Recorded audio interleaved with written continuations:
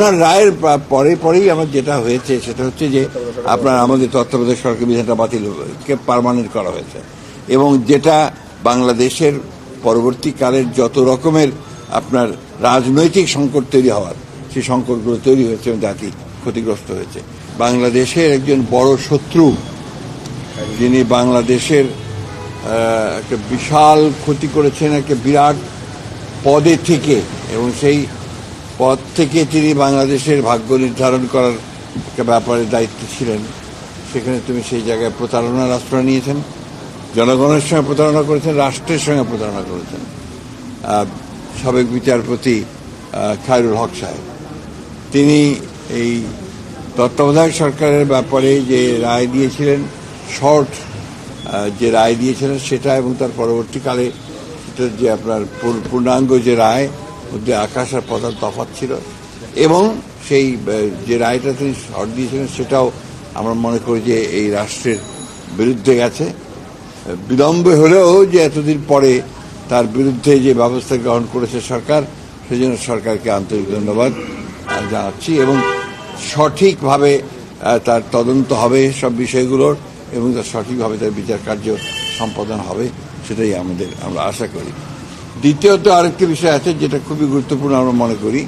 আমরা পত্রিকান্তরে আপনাদের মিডিয়ার মাধ্যমে জানতে পারছি যে আপনার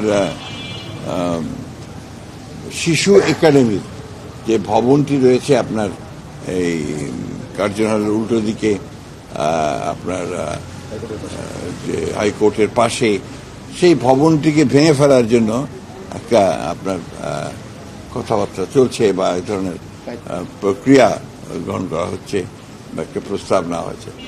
আমরা এটার বিরোধিতা করি এবং শুধু বিরোধিতা করি এই কারণে যে এটা আপনার শিশুদের একটি বাংলাদেশের প্রতিষ্ঠান, সরকারের প্রতিষ্ঠান, যেটা দিয়ে শিশুদের বিভিন্ন রকমের তাদের যে গঠন, তাদের বেড়ে ওঠা, তাদের মন মানসিকতা তৈরি করা, তাদের এক্সট্রা কারিকুলার অ্যাক্টিভিটিস তৈরি করা, এই সব কিছুর ব্যাপারে আপনাকে এটাকে নেওয়ার জন্য শহীদ প্রেসিডেন্ট জিয়াউর রহমান সাহেব এটার উদ্যোগটা নিয়েছিলেন এবং তিনি প্রথম এই শিশু একাডেমি তিনি নির্মাণ করেছিলেন এবং এটা সারা বাংলাদেশেই এর ব্রাঞ্চ আছে। সুতরাং এটাকে ওইখান থেকে সরানোটা আমি মনে করি একেবারেই সঠিক সিদ্ধান্ত হবে না এবং এ ব্যাপারে আমরা আমাদের খুব স্পষ্ট বক্তব্য যে আমরা চাই না যে শিশু ভবনটি সেই জায়গা থেকে আপনার স্থানান্তরিত করা হোক বা সেটাকে অন্য জায়গায় দেওয়া হোক। এটা আমার মনে হয় যে জাতি গঠনের ব্যাপারে এটা একটা বাধা হয়ে দাঁড়াবে বলে আমরা আশা করি।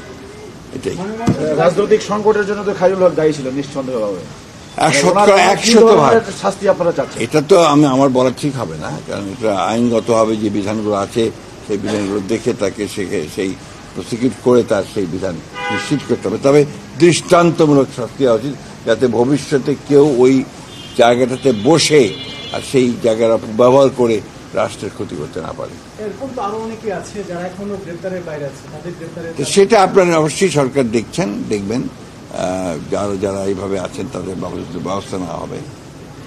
রাজনৈতিক সংকটের না, ওনার রায়ের পরেই আমার যেটা হয়েছে সেটা হচ্ছে যে আপনার আমাদের তত্ত্বাবধায়ক সরকার বিধানটা বাতিলকে পার্মানেন্ট করা হয়েছে এবং যেটা বাংলাদেশের পরবর্তীকালের যত রকমের আপনার রাজনৈতিক সংকট তৈরি হওয়ার সেই সংকটগুলো তৈরি হয়েছে এবং জাতি ক্ষতিগ্রস্ত হয়েছে। দ্বিতীয়ত হচ্ছে যে আপনার একটা মানে বিচার বিভাগ, যেটাকে আমরা মনে করি যে আপনার জুডিশিয়ারি সবচেয়ে বড় জায়গা, যেখানে আপনার সবচেয়ে আপনার মানুষের আস্থা থাকে, সেই আস্থা জায়গাটাকে সম্পূর্ণভাবে তিনি ধ্বংস করেছেন শুধুমাত্র তার রাজনৈতিক চিন্তাভাবনা সেই কারণে, যেটা বাংলাদেশের সবচেয়ে বড় ক্ষতি করেছে বলে আমরা মনে করি।